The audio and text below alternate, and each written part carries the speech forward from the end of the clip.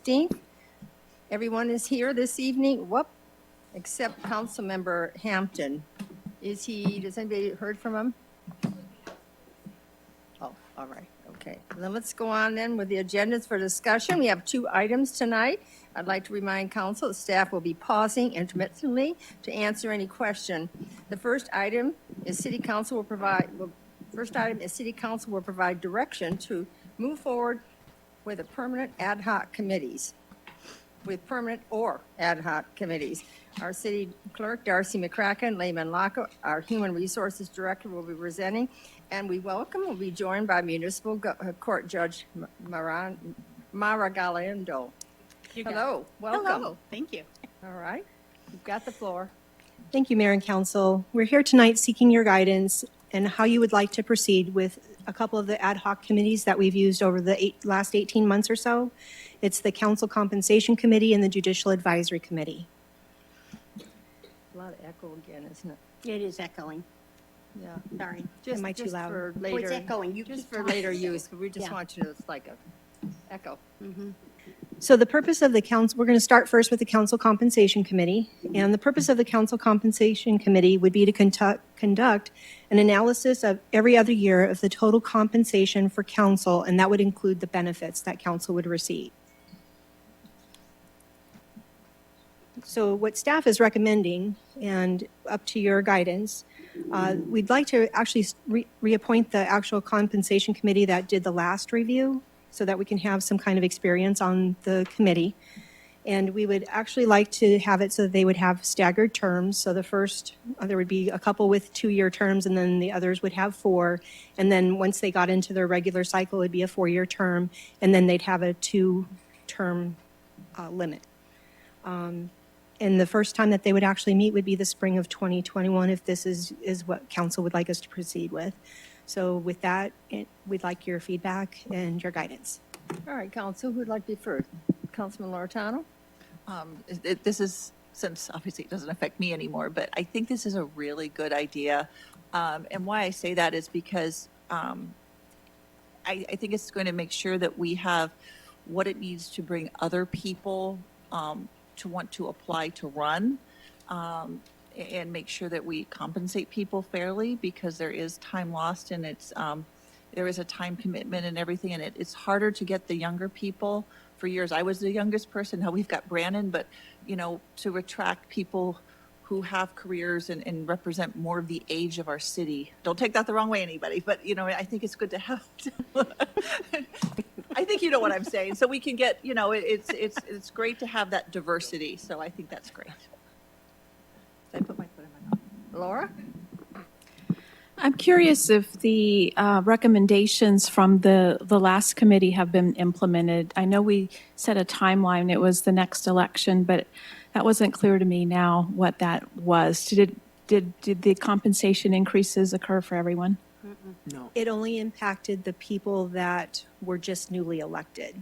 So that would have been, So just some council members and not others? Correct. And not the mayor? Yes, Correct. Yes, that's what my. When we did it, I thought the next election was for everybody, but I didn't realize it was going to be staggered.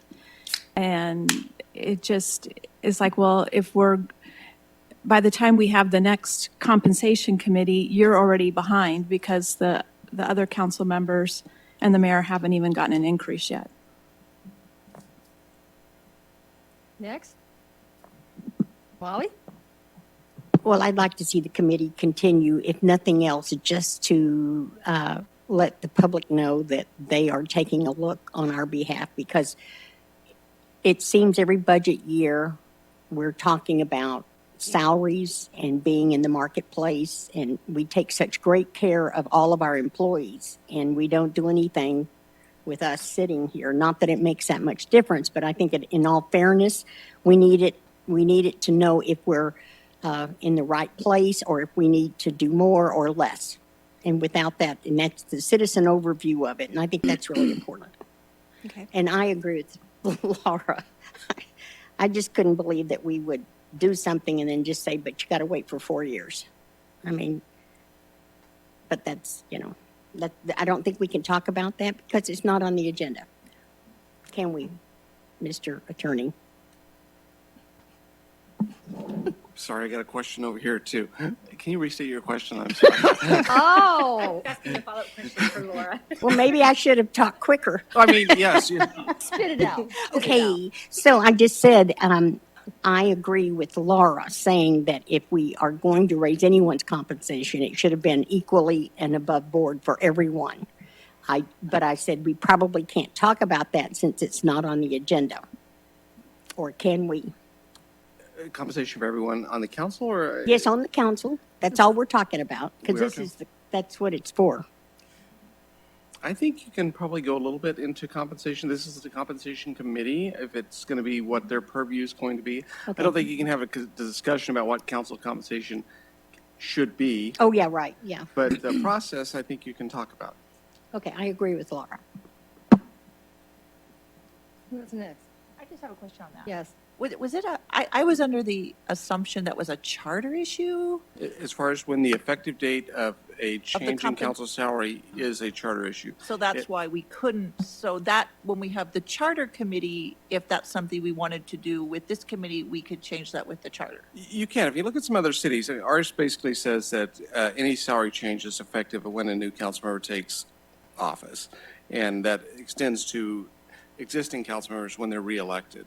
But if you look at some other cities out there, there are different provisions on how they handle that. And a lot of them do use like a committee structure. If they recommend it and it's gone through the committee process, it's effective upon adoption. So there are different ways to adopt council salaries, and you could have a council committee or a charter committee look at that. Okay, so that would be a double committee then to look at that one. A double committee, The yes. committee would have to look at the committee. Okay, I get it. So we didn't have any in that for the state making a change of dates and extension. So we had a number come into that. That is correct. Yeah. Joe? No, I like changing it every couple of years. I agree with your recommendation. When you wait as long as we had done before, what was it, 10 years, 12 years? I forget what it is. Yeah. It gets kind of tough for any adjustments at that point. And just to follow up what Councilmember Loretana had mentioned, if we're going to look at anything as far as charter changes, I think from a fairness standpoint, that's something we may want to look at. Whatever it takes effect for all, so that you don't have dual salaries for members on council. You know, it's either for all or for not. It's and that's something we could probably handle through a charter change. So. Bill?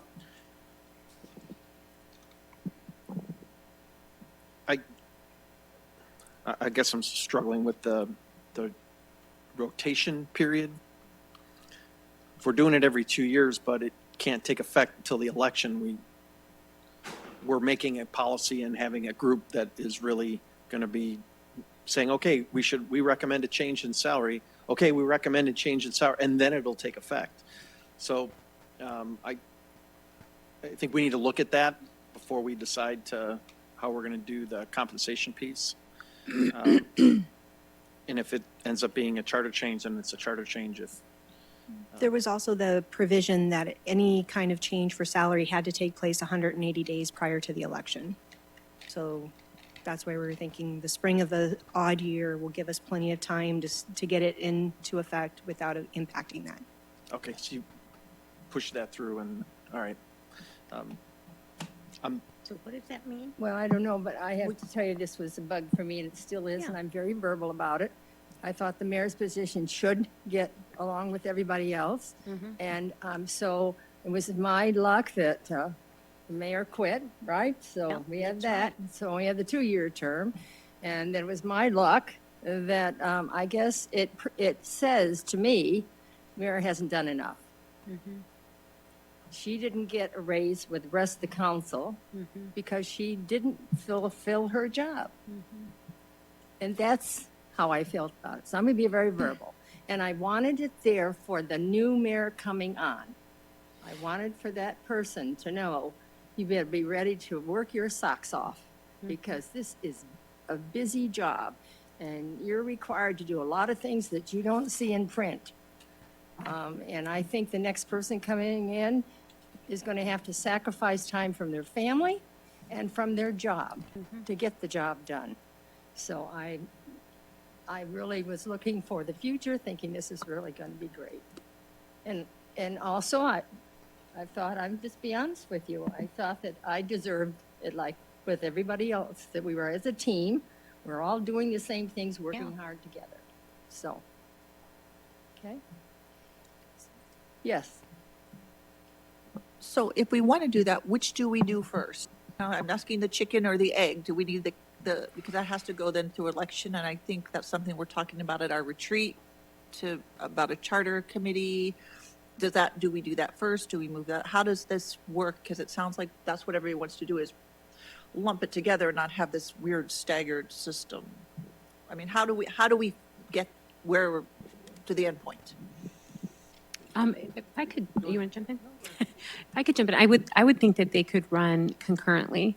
So the establishment of the council compensation committee would be the structure which would serve long-term the goals of council, regardless of the cycles.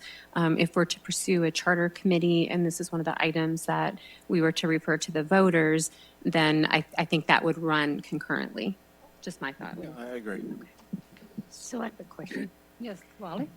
So do I understand correctly that the way it's written now, Laura is the only one that got a raise? And Brandon got a raise, the two newest people? Oh, Bill? You three. It's the three that were reelected. So the four of us who have served the longest didn't get a raise, Correct. right? Correct. Okay. All right. Now, you're saying that in order to make it where everyone gets the raise prior to us doing it in 2021, which it was what, passed last year in 18 or 17, whenever it was passed? Right. Okay, it takes a charter change, and to do a charter change, we have to go before the voters. Correct. Well, we better start now, or we're not going to get it done. That's ridiculous. We need to do something so that the compensation doesn't have to go through the charter committee every time.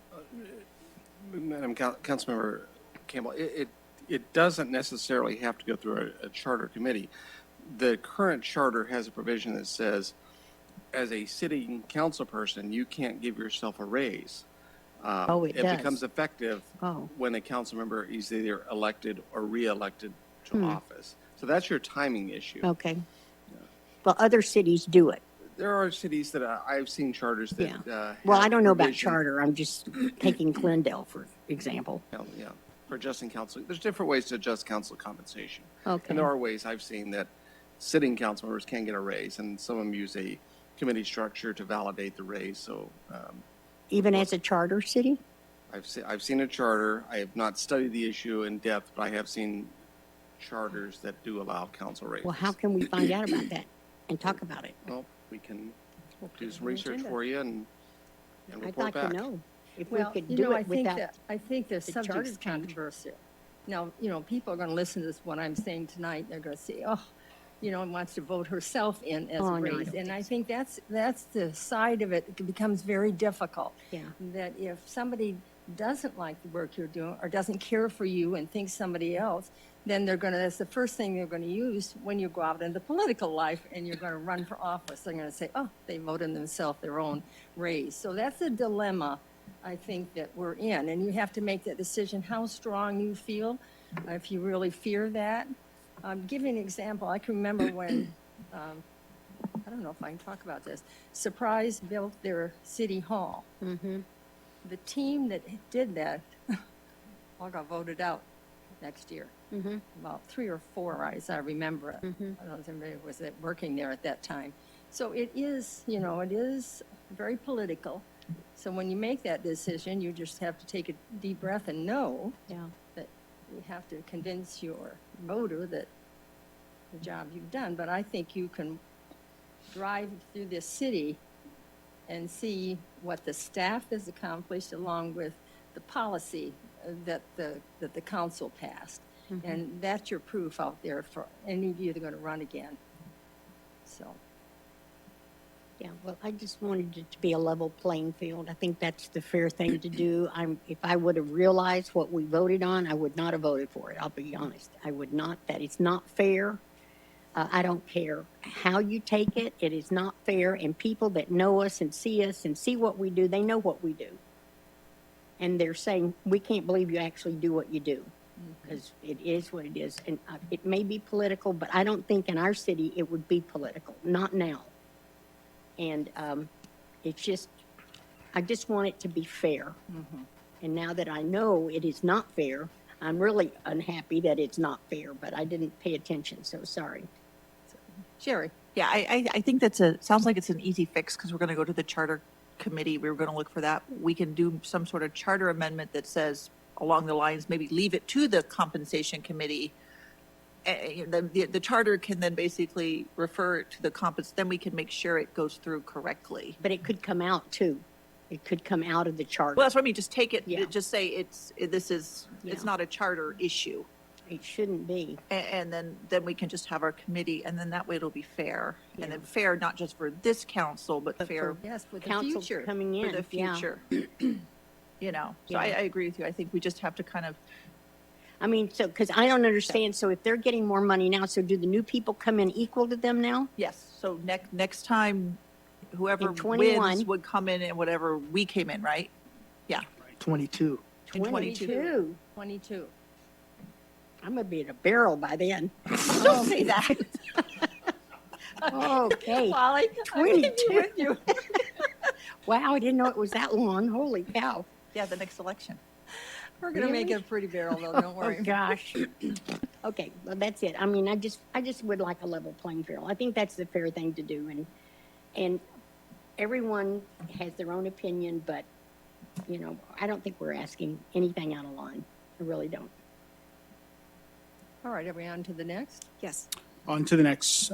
So, Mayor and Council, during the recruitment process for Judge Galindo, you had expressed an interest in, You're going to have to speak louder. Excuse me. That echo is Yeah. really- okay, during the recruitment process for Judge Galindo, council had expressed an interest in the possibility of a judicial advisory committee. So we wanted to bring that back to the council with a recommendation. Good evening, everyone. We are, and I'm completely on board with the recommendation for a Judicial Advisory Committee. There hasn't been one for the city of Goodyear, and the purpose of this committee is to act as an advisory committee to council for judge appointments, judge reappointments, development of performance review criteria, conducting performance review surveys, providing performance review feedback. The recommended committee structure at its inception would be for reappointment purposes. It would be the ongoing makeup would be 2 presiding judges, 2 members of the Arizona State Bar, 3 citizen members, and of course the Goodyear presiding judge. But the presiding judge is a non-voting member seated for all matters except, of course, reappointment evaluation of the presiding judge. The initial term would be 1 to 3 year terms staggered, and ongoing 2-year terms with a 2-term maximum. The recommendation would be the prior committee that was brought together for my recruitment and selection. We could begin with them if that's something that that mayor and council would be inclined to do. But we fully support this advisory committee going forward. Thank you. Comments? Sherry? I think it's an excellent idea. I've been thinking this is a good idea because we had the same judge for so long, and then when we had you, we didn't have the same process set in. The only change I would think might be a good idea, because I remember last time it was hard to get presiding judges. Maybe we could say presiding judge or superior court judge Yes. or justice court. I mean, I did just have that maybe a little bit more just in case we Broader. couldn't find one, because we did have trouble finding people that were in trial or busy or something. I love the idea. I think it's a great idea. So thank you. Joe? I would defer to the attorney. I like what you were saying there, Councilmember Loretano. So I would defer to her with those little tweaks. Wally? Can you remind us who was on the committee, just to refresh our Yes. memory, because We I don't had- remember. We had presiding judge Eric Jeffries from Phoenix Municipal Court, and he is since retired. Presiding Judge Maria Brewer from Buckeye. We had the citizens Alex Deschung, excuse me, Mario Colombia, and then we'd had to add 2 members from the Arizona Bar Association, and of course, me as a non-voting member. Okay, thank you. Laura? I'm very supportive of the idea. I think it's great. I love to have a little structure surrounding this process, and I'm fully supportive of the idea. Bill? It's a great idea. We always struggled with Judge Simonson's annual or biannual review process. And we just get one for the city attorney, and we know what he does, then we'll. We've got it nailed down for the manager. We just have to get a new tool or something for the city attorney, but this is a great idea. I agree with the group. It was very, very difficult. First of all, we only had one person on this council that really knew anything, and that was Sherry. And poor Sherry was put on the spot so many of the times because we just didn't have the information. And when we found out we were going to have to do that, it was really overwhelming. Not that we didn't pursue it, and we did the best job we could. We talked to people, and we viewed videos, and we did everything we thought was right. But we really, I think, lost a lot. We were very fortunate, Judge, to get you. No, thank you. And thank you for choosing us and being here with us and carrying on in the court.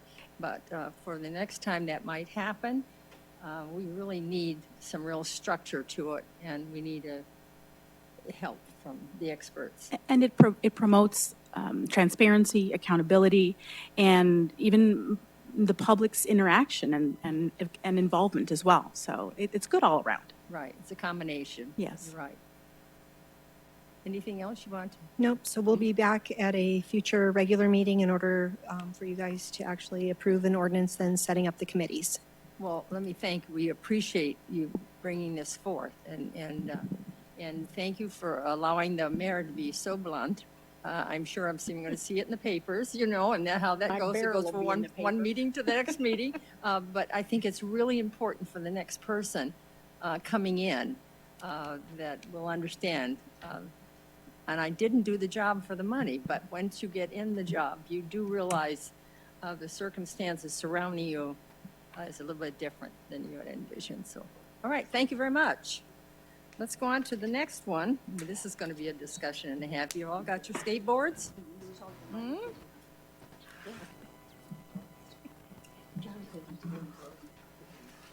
Oh, there it is. I'm looking for. It's so nice. So that next item is to discuss and provide direction on the proposed e-scooter and e-bicycle rental regulation. Christian Williams, Executive Management Assistant, presenting. Oh, look at this. Oh, someone take a picture. I like the little bag. Oh, my, and your shirt matches your helmet. Only you would have that. I hope this, Yes. I hope this is Oh, a that's recommendation. I need one of those for GCU is what I need to get between classes. That needs to go on in the newspaper. That is wonderful. And you didn't fall. I mean, you did really a good in that little space you came through. I'm impressed. Practice that. Very good. Mayor, before Christian starts, can I just please ask the police chief when we talk about the electric motorcycles to please not drive them through the court building? All right. Well, good evening, Mayor and Council. Today we're going to talk about electric scooters, e-bikes, and rentable scooters. And I brought in my personal electric scooter so you all could see it. So if any of you would, so you can have an in-person visual example. If any of you would like to take a ride after the meeting, please let me know. I'd be happy to accommodate that. I have two actually. So, all right. And tonight we're going to discuss what e-scooters and e-bikes are, where you might see them. I'm also going to discuss how they work from a rental perspective. We'll then discuss the history of these devices in the context of our Goodyear ordinance. I will then provide you with an update on how the state law has impacted these devices. A new law has been in effect now for about 3 weeks. We will then discuss how other municipalities are adapting to this emerging form of transportation. I'll present you some staff recommendations, and we'll discuss some points that you might want to consider. and then I'll be taking notes as we have that discussion so that we can move forward with your prescribed policy direction. So let's move forward into the presentation. So, as you're probably all aware, there's a new and growing trend in transportation, bicycles and electric kick scooters, which I will refer to in this presentation as devices. They're becoming available for rent in cities across the world. Companies like Uber, Lyft, Bird, Lime, Skip, Razor are leaving devices throughout cities to allow them to be picked up and used for riders on demand. On the slide, you'll see examples of rentable bikes, electric scooters, and electric bikes. In the picture, you'll see examples of rentable, self-propelled, and also electric-propelled devices. All of the devices operate under a very similar concept. On the left, you will see rentable bikes in docking stations. I took this picture in Phoenix. The bikes can be rented out, and when the rider is done with their transportation, they can pay a reduced fee if they bring them back to the docking station. So that's what you'll see there on the left in Phoenix. In the center of the slide, you'll see dockless electric scooters that I saw staged in Scottsdale. On the right, you'll see a hybrid electric scooter with a seat. I'll call those e-bikes for simplicity, and I took that over in Tempe in the Mill area. These devices add to the transportation diversity of transportation options. They can get people from public transit to a final destination, solving that last mile problem. They can reduce a car ride or a rideshare trip, and they can help reduce smog or vehicle emissions. Additionally, in a suburban setting where bus or transit service is limited, they allow for greater mobility without the use of an automobile. Some people view these as fun alternatives to exploring a city. And the electric kick scooters and e-bikes most commonly have a range between 5 and 20 miles depending on the speed and terrain, and they generally travel about 15 miles per hour at top speed. So how do they work? From a rental device perspective, you'll utilize a smartphone, and individuals can find these devices via a GPS on a map. When you open the app, you see the available scooters in your area, and if you need help locating them, there's a cool button you press, and it'll make the device chirp so you can kind of find out where it is. Once you get your scooter, you take a picture, you scan the quick response code. It's like a little scan bar, and that'll allow you to ride the device. And the scooter can be unlocked for about $1, and people can ride them from between about 5 and 30 cents per minute. Once the user's completed their ride, they can pause the device or lock the device. It's basically checking it back in, and they leave it, they take a picture with their phone, and somebody else can come up and use them. If the device is moved without being unlocked, it will often make a chirping sound to deter that act. And the commercial grade rental ones are pretty heavy, so if someone tries to steal it, it's kind of burdensome, so it's kind of hard to move those when they're not unlocked. And also, for example, on the Bird app, when a user finishes their ride, they take a picture of it so that Bird can see how you parked it. And also, if you're a user looking for it, you can see a picture of where it's parked. So in a nutshell, that's how they work. So you might wonder what happens to these devices at night or when they run out of battery. I took the 3 pictures on the left when I saw the process unfolding. So at night, or when it's out of battery, they're picked up by a neighbor who works for Bird or Lime or a scooter company. So similar to the concept of Uber, where your neighbors are working for the company and they might share their car, the scooters have a similar concept. So they're called chargers when they work for Bird, and they're called juicers when they work for Lime. Get it, like you're juicing a lime? That joke was a lot funnier when I wrote it down. But they'll come and pick these devices up, and they'll take them home and charge them. So when I was in San Diego, I noticed a convertible pull up, and this guy got out, and he put a bunch of scooters in his car. And this was during the day, so I imagine they'd either run out of battery or needed to restage them somewhere else. And when I was in LA, I noticed a guy line up a bunch of those e-bikes and had a van, and he shoved them all in the van. So that's that picture in the third picture from the left there. And when they've received a good night's charge, the juicers or chargers take them and stage them, meaning they bring them back out to the community and they're ready for commuting in the morning. So a person can take these devices to their house and charge them, and the picture on the right shows an example of what that might look like. So now that you know a little bit more about what happens to them at night and what they are, let's talk about our Goodyear City Code. So if you remember back in the mid-90s or 2000s, when there was a different type of scooter that was very popular, it was a gas version of scooter, and it was just hitting the streets. And they were a lot heavier than today's counterparts, a little bit less environmentally friendly, and they had a very loud gas motor. So if someone was riding it around in your neighborhood, it would make quite a loud noise. I remember these from my childhood. Yeah, they're pretty loud. So if somebody's riding around your neighborhood and make a loud noise, and the council at the time crafted an ordinance very similar to the one that you might have read about recently in Glendale. It effectively created a definition for these devices and called them motorized skateboards. Thus, I got you some non-motorized skateboards for a souvenir. But they did this in lieu of the state defining them in state law. So this is a point I'm going to discuss in an upcoming slide. The state did not have a definition for these devices, so we created our own, so long as there wasn't one in state law.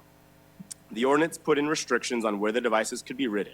For example, they cannot be ridden on sidewalks. They were not allowed on streets that are outside of local neighborhoods, essentially. They could not be ridden in parking lots or places skateboards were banned. And because they were noisy, they couldn't be ridden during non-daylight hours. However, they could be ridden in bike lanes. But remember, back in Goodyear in 2005, there were fewer bike lanes on arterial roads connecting our neighborhoods. So you're effectively they're ridden in your neighborhoods. So now that we know a little bit about the Goodyear ordinance, let's discuss what changed this year.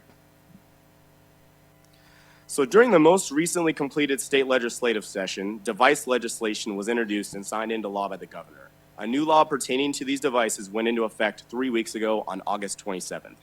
The state created standard definitions for electric stand-up scooters and miniature scooters within state law. An electric stand-up scooter is what you see here in council chambers today, and it's also on the picture on the left-hand side. And you might also see those as being rented out in the Valley City. So that's what an electric scooter is. A miniature scooter is something a lot smaller. You might see a child riding that to and from school. They don't go more than, say, 10 miles per hour, and you might see them being ridden to school or such. In addition to scooters, the state came up with a formal definition for motorized skateboards. The two pictures in the middle show an example of what a motorized skateboard is. I see these a lot in the downtown area around Roosevelt Row and also around ASU. They're pretty popular. They look like normal skateboards, except they have a power pack underneath them, and the rider carries around this like joystick-like controller, and that controls the speed of the board. So it's just an electric skateboard. And you also might hear the term boost boards or boosted boards. That's what those are called as well. And as it relates to control, the state law also says that cities are to treat scooters and e-bikes like bikes. So by default, they are allowed to ride anywhere someone would ride a bike. The state law also says cities can control how they are ridden and specifically calls out bike and multi-use paths and environmental benefits. But when it comes to staging, the state law does not address the concept of staging devices in the right-of-way, meaning it did not say how cities should regulate companies dropping off these devices on sidewalks or in other areas. So now let's talk about how other Valley cities and towns are managing this new technology. So in your packet and available on the web for the public, there's a very busy chart with how Valley cities are handling regulations and policies. And Tammy, our communications person, said that chart is terrible and it's ugly. So I just put it in the chart, but I'm going to try to explain these concepts with pictures because I think that'll be a lot more fun and a little bit easier. So an annual fee means the municipality does something special or different for devices and charges a yearly fee to operate in the city. In the case of Phoenix, there will also be like a $500 one-time application fee. And some cities like Scottsdale don't charge a fee at all, where cities like Tempe charge nearly $8,000 for an annual license fee. Staging is when a vendor comes out and places devices in the right-of-way. Cities have ranges between 4 and 5 per vendor per location, or up to 10 max, regardless of the vendor. So keep in mind, in the case of a vendor max, multiple vendors can place in one area, which can lead to this multiplication effect. So if we use that picture as an example, if Scottsdale has a 5 max, it might mean you could have 10 scooters in one area because each vendor's entitled to 5. So that's kind of what that means. And cities like Tempe have 10 max. Spacing means how far apart these groupings of devices must be from one another. So if the max is 4, you can't have another grouping of 4 for a certain number of feet. Some cities have designated areas, and some have minimum spacings between them, such as between 150 feet, 200 feet. So in this picture, you can see an example of spacing between the scooters. Moving means how long devices are allowed to remain in one place if they are not ridden. Some cities have hours of operations. So for example, vendors might need to disable devices at 10 p.m. and bring them back out at 5 a.m. In that case, I would call that a 24-hour move cycle, and you'll see ranges in cities between 24 and 72 hours for how long they can stay in one place if they're not ridden. If a complaint is issued, to a company about where a device is parked, or a user improperly parks the device, or it's fallen over, or blocks ADA, The company has so many hours to remedy the situation. Most communities have a remedy range between 2 and 4 hours.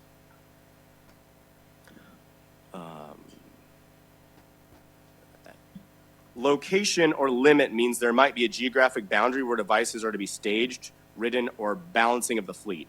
For example, Tempe requires 20% of a vendor's deployed devices be located in the South Tempe. So basically, you can't throw all your scooters around ASU and Mill Avenue. You have to have some equity in the distribution from a transportation standpoint.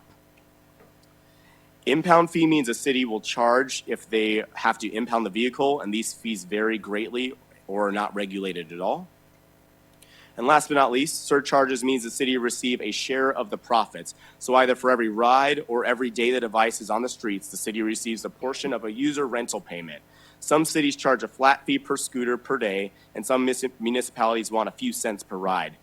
And these are often negotiated in contracts with the vendor.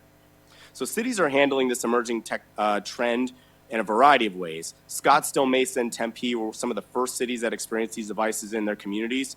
Scottsdale's ordinance is very attractive in its simplicity, minimal staff time, promotes rider responsibility, complaints go directly to the vendor, private property owners have a choice.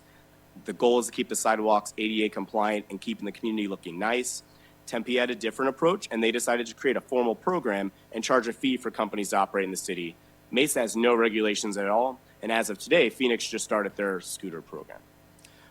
But all the cities strive for some common goals that I've recognized. It's addressing the aesthetics, company responsibility, user responsibility, safe behavior, and these cities have set up programs that they feel fit their communities. So now let's talk about the tools that the city has in place and some proactive steps we might want to take. So if scooters drop tomorrow, they would follow our existing business registration process. We interpret that to mean that for any grouping of devices they leave, they would need to register the location with the city and pay the $75 fee. That's our current process. So with that information, I'd like to present you with a staff recommendation for your council discussion. So earlier I mentioned our city currently only addresses business registration. We would recommend a two-phase approach that would address the immediate impacts that might be experienced if devices were to be dropped in the city tomorrow. This would, or as soon as we can get this done. This would address what many communities see as an issue, which is how they are staged, the aesthetics of the community, ADA clearance, and unimpeded access to businesses. This also would put in place limits for how many could be staged in one location. We would also look at the Scottsdale model as it relates to bike racks and no parking near public art. Phase 1 would address staging and spacing. No more than 4 devices maximum, not per vendor, could be staged at one location if it is in the public right-of-way. And additional devices would need to be staged or parked no closer than 200 feet from another grouping. This would ensure a clean look and reduce clutter and constraints for members of the public or business patrons. As a future next step, when a vendor does decide to enter the city, we would look at other factors such as how frequently they are moved when not in use, how complaints are handled, as well as location limits, impound procedures, and surcharges. We could also evaluate indemnification and annual blanket licensing fees as part of the future phase and process. This is an evolving environment for devices. Many cities currently have devices in their communities, and they're coming up with innovative solutions to address the impacts. So since we do not currently have devices in our community, phase 1 would address some of the immediate needs while affording us time to adopt those best practices. So,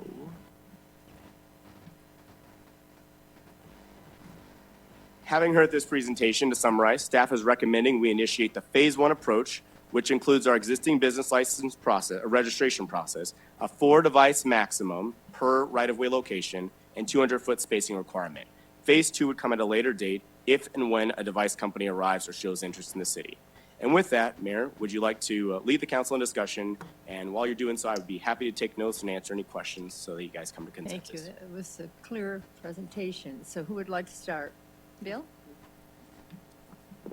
Thanks, Christian. I brought this up maybe almost a year ago now, after seeing the result of what was happening in Peoria. A number of scooters were just being dumped all over the place. It was really, you could tell the moment that they came in and you could tell the moment that they left. I mean, it was very, very dramatic. And since we did not have a scooter company, I think it's important that we get ahead of it before they even show up, as opposed to reacting to it once they arrive. So I'm concerned about the two-phase approach. I don't know why we're just not going, let's get it all in place before anybody shows up and then deal with the consequences of what we need to, as opposed to let's hold back and then adjust on the fly as we need to later.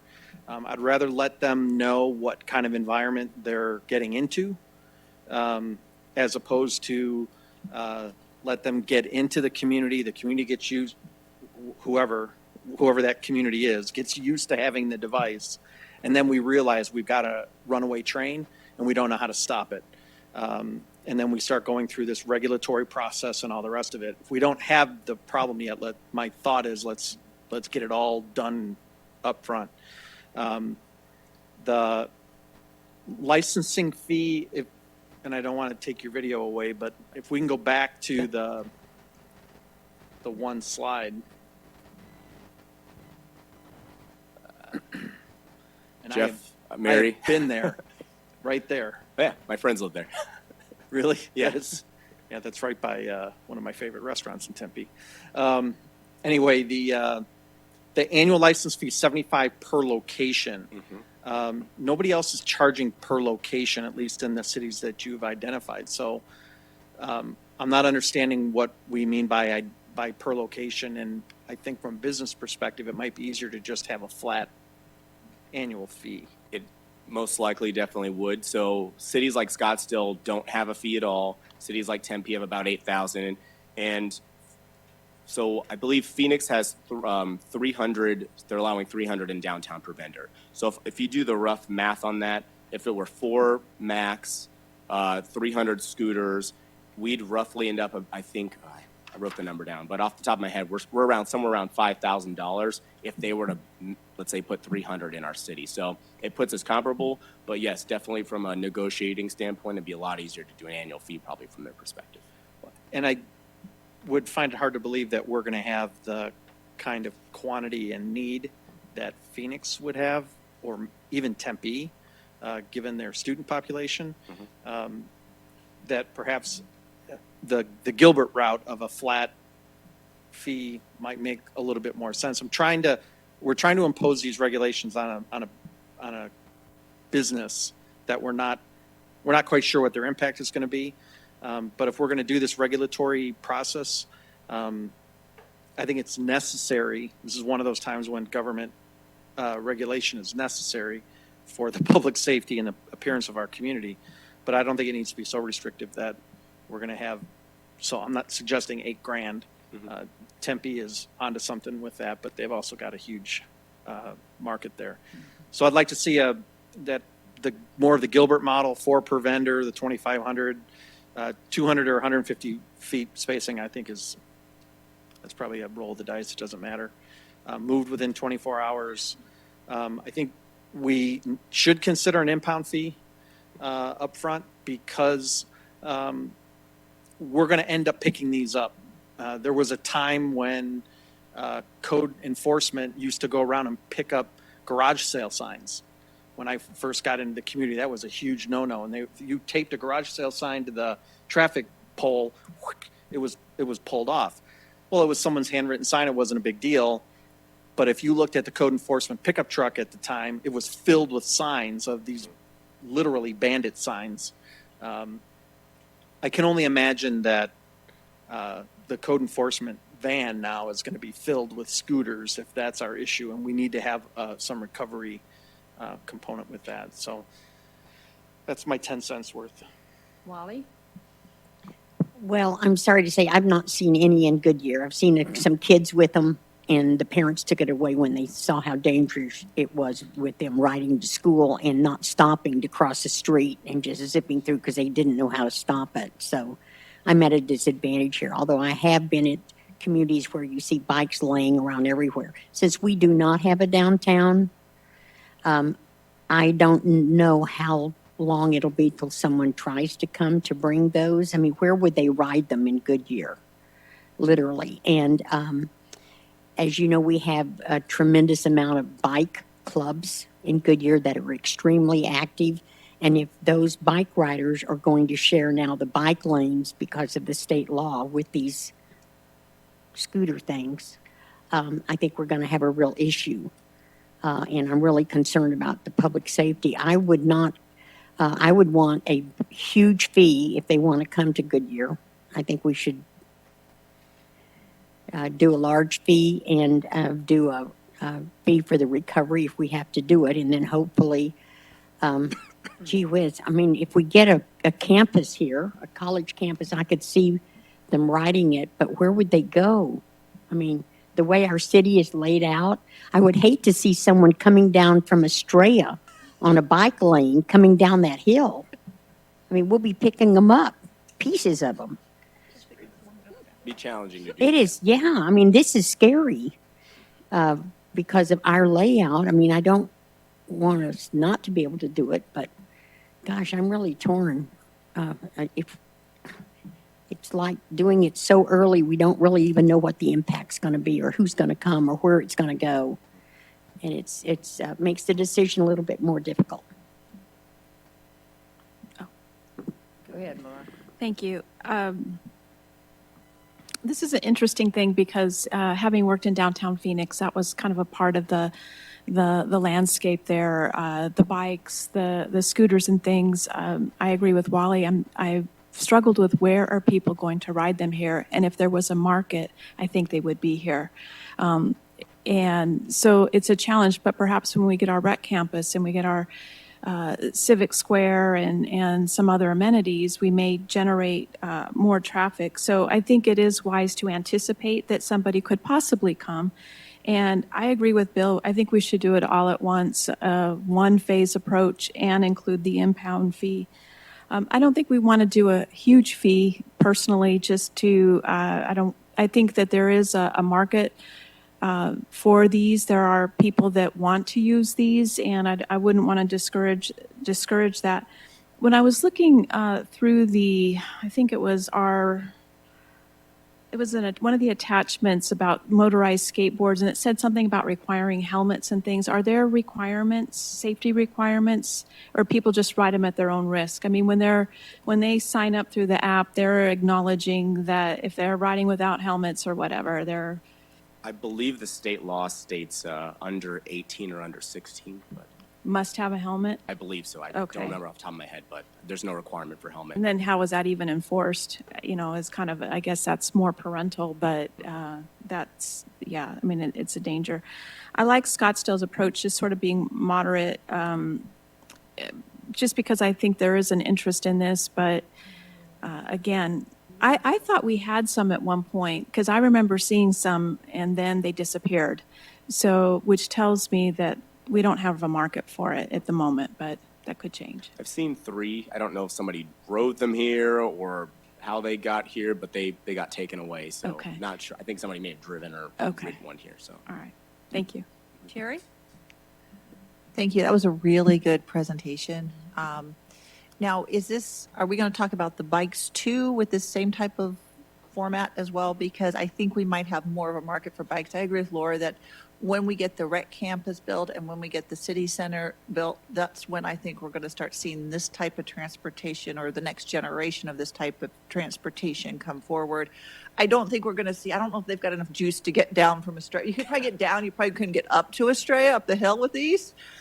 But I do have a concern. I do like what Bill said about kind of following more of the Gilbert model and kind of doing the impound fee and setting that also everyone who comes in is on the same playing field and they all know where they're at. And if we're going to do the bikes too, because I have seen those in downtown Phoenix where, sometimes we kind of made jokes when we're down there. It's like, oh, look, someone's actually riding a bike today. It's 110, because the scooters I think will probably be more popular than the bikes, just because for the younger people, I think that's what they're going to be more popular.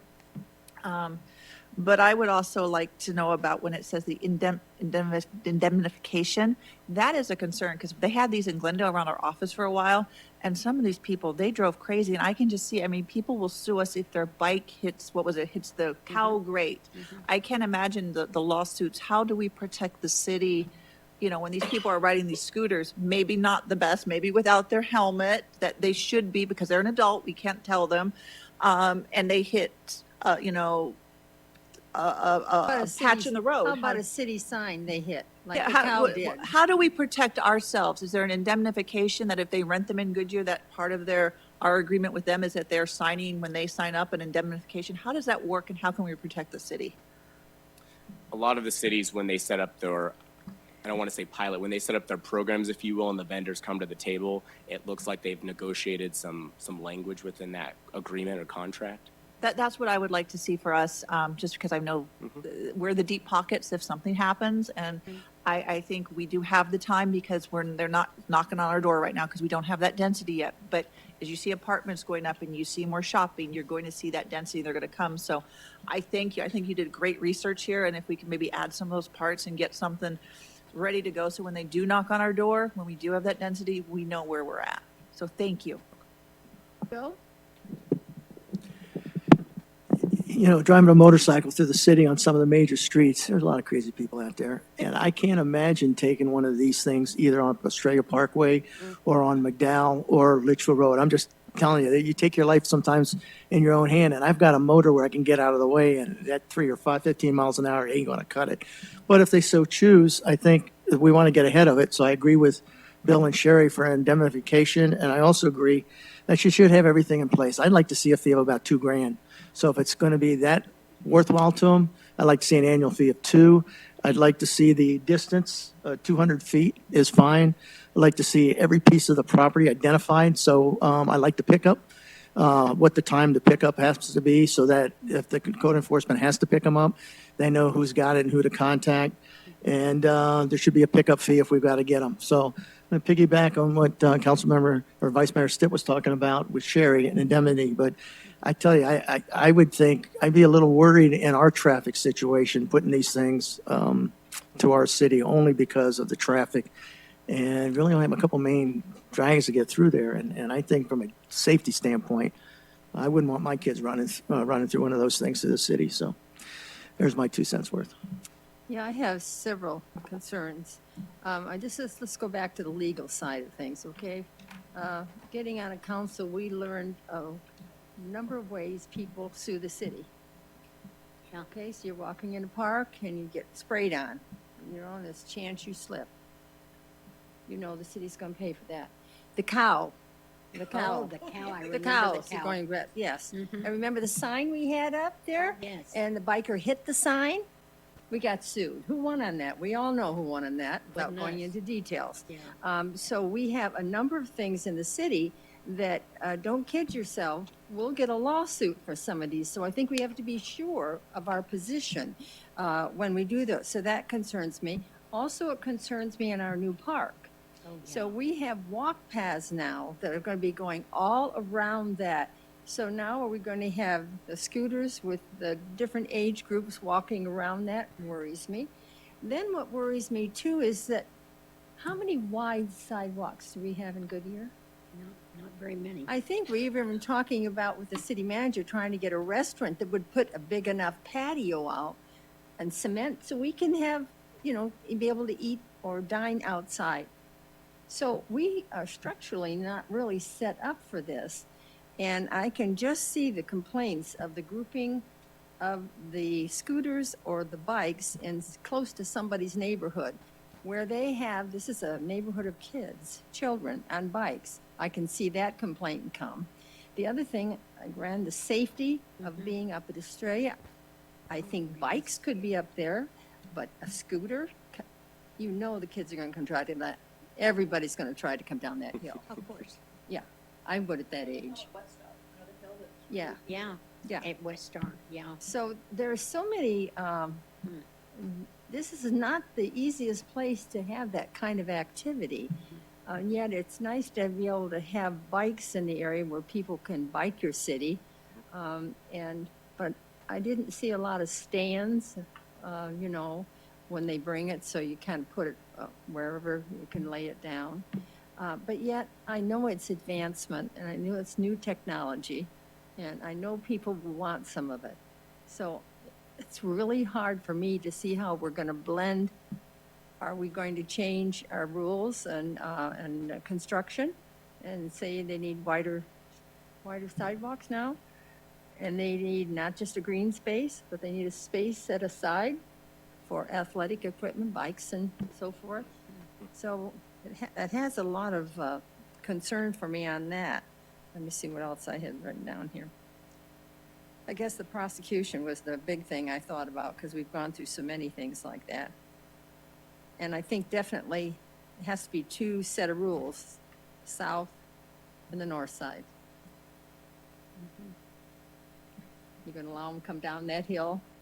And I think, Scary. and we have a lot of biking teams now, especially up at your area, because on Saturday or Sundays sometime, yeah, and they're riding on the street. So, yes, I'm done. Go ahead. I just have a quick question. Do we have to do something? I mean, or by law, because the state says they can go in these bike lanes, we have to do this?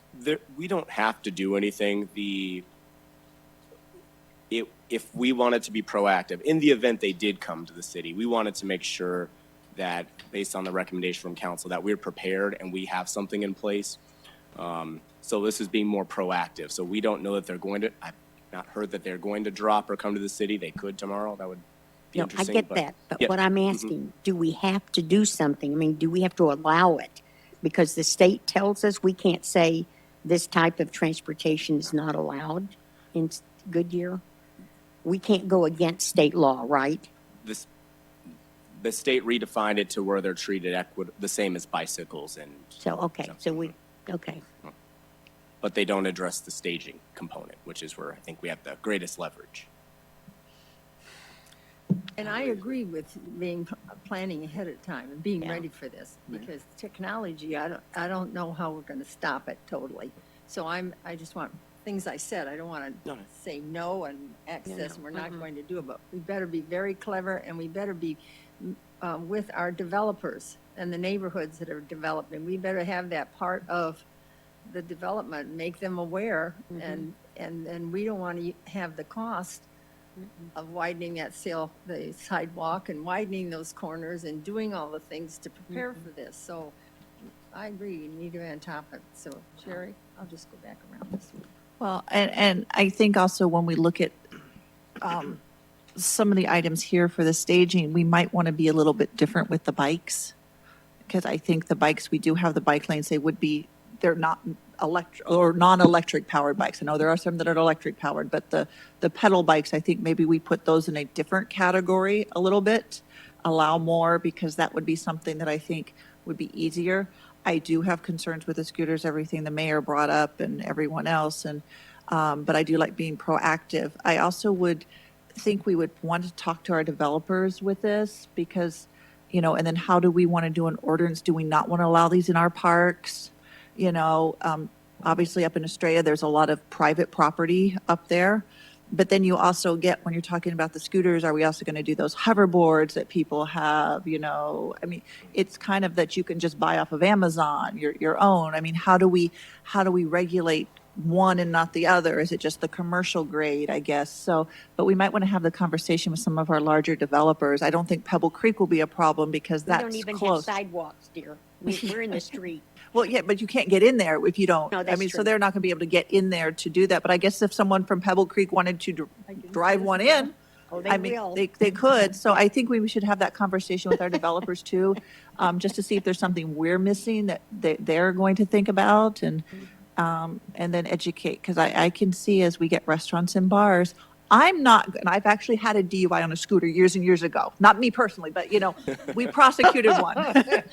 We prosecuted one. I can see, as we get bars and restaurants, because that's where these are going to say, I'm not going to drive my car. I have a really good idea. I'm going to take my scooter home from the bar that's by the new city hall, and then they get in accidents through the city. So I think we just need to keep looking through this. I think it's great, and I want to be proactive. So thank you. I think one way we can definitely work that in, if what I'm hearing you guys say is accurate, is in that annual license fee, if there's a negotiation on that, adding some of these concerns in there. So having an education campaign, perhaps if it's hilly or an area like that, these scooters can use GPS to artificially slow them down. So perhaps we could add some of that type of language in there when we have those annual fees. And what about our grocery stores and parking lots? Are we going to negotiate parking lots so that there is an area within those parking lots where they can park the bikes and the other? So again, that brings the development community into working that through the Sure does. ownership. All right, I'll start and go around this way. Okay. Go ahead. Well, people have bicycles now, and probably people in Goodyear have their own electric scooters and hoverboards. So I don't know if we've heard about any kind of problems in parks or in public right-of-ways at this point. I was curious about, I think Phoenix is doing geofencing on, was it the bicycles?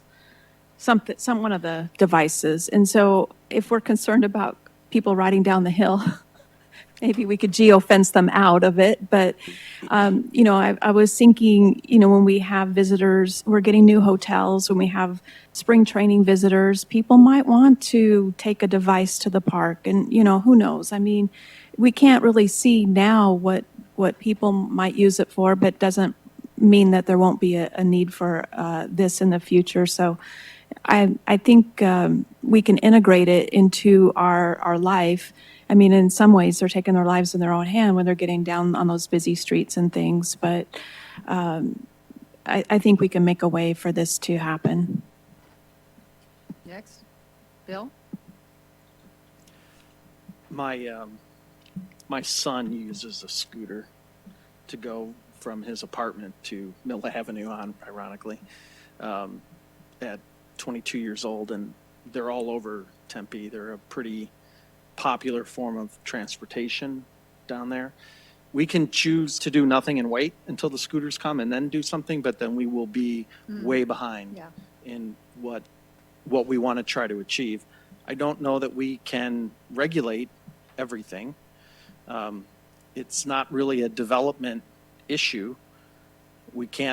I don't think we're talking about making streets wider or sidewalks wider. I mean, the operator has to have some responsibility in their own piece. I'm assuming any ordinance that we craft is going to go through legal, so Rourke and his staff are going to look at liability issues for the city, et cetera. So I think we're really talking fundamentally about the policy issue of, do we want to regulate where these things go and how they come into the city?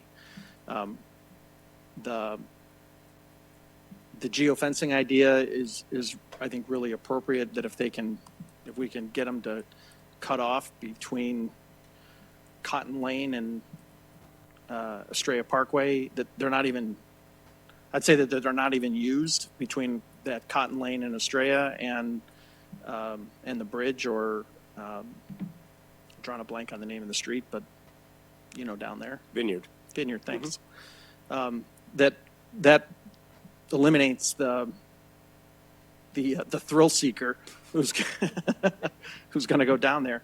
But I think we have a huge potential. As somebody pointed out, the rec center. I didn't even think of spring training, but if you take the hotels that are going up at Bullard and I-10, and I want to go from there to the ballpark, I don't want to pay for parking. I don't want to. I can scooter over there, drop the scooter, and then I can either Uber back or figure out what I'm going to do, and I don't have to worry about parking. I don't have to worry about messing around with the traffic or anything. I think if we overthink it, we're going to probably do just as much damage. So I'd really like to encourage everybody that we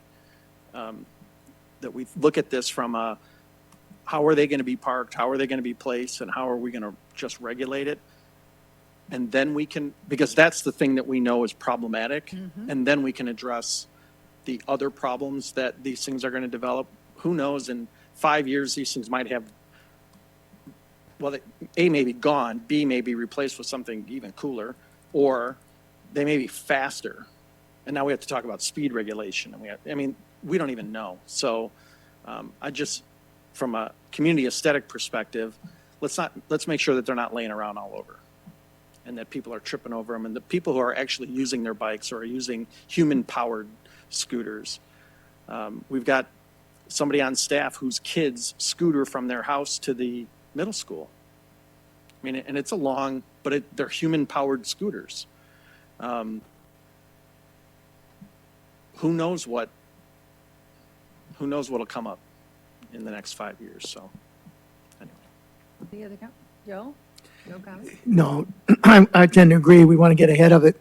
I still think they're going to be probably a ways out, because if I was just staying at the hotels and I wanted to get to the ballpark, you take your life in your own hand trying to take that to the ballpark. But if you want to do that, you should be able to do that.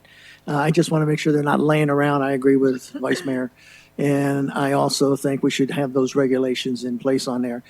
I don't think there's a whole lot of use we'll have, but I still rather us get ahead of it than to find and not do anything. And because if we don't do anything, they're going to show up and drop them all over the city. Because the way the law is written, my understanding at the state, it's going to happen. All right, so we might as well get ahead of it and set that up and make sure that if they lay them down, we charge them a fee for pickup. That at certain times that they got to get them off the streets, and also make sure they're properly identified so that we know who they are. And when we pick them up, who to call to tell them to come and get them. So I think all those pieces have, excuse me, have to be in place. So, but yeah, I think we need to get ahead of this, and I agree with the Vice Mayor on that. Molly?